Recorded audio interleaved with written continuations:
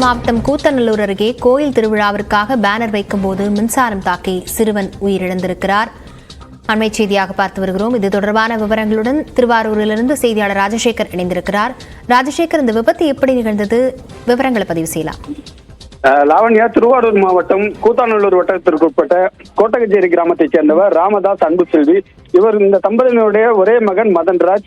இவர் மன்னார்குடியில் உள்ள அரசு உதவி பெறும் பள்ளியில 10ஆம் வகுப்பு படித்து வருகிறார். இந்த நிலையில இந்த கோட்டகச்சேரி கிராமத்துல ஆண்டுதோறும் ஆனி மாத திருவிழா என்பது உற்சாகமாக கொண்டாடப்பட்டு வரும். அந்த வகையில இந்த ஆண்டும் அந்த கோவிலோட ஆனி மாத திருவிழா நடைபெற்று வருகிறது.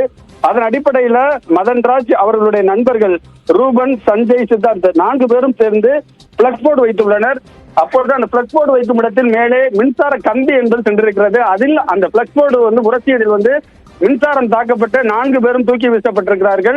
உடனடியாக அருகில் இருந்த பொதுமக்கள் அவர்களை மீட்டு 108 ஆம்புலன்ஸ் மூலமாக மன்னார்குடி அரசு மருத்துவமனைக்கு கொண்டு சென்றார்கள்.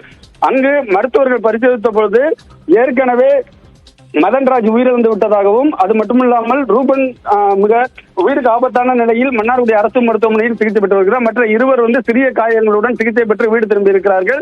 இது குறித்து கூத்தாநல்லூர் காவல்துறையினர் தற்பொழுது வழக்கு பதிவு செய்து விசாரணை மேற்கொண்டு வருகிறார்கள்.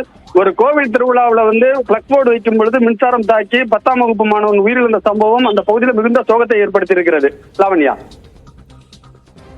விவரங்களுக்கு நன்றி ராஜசேகர்.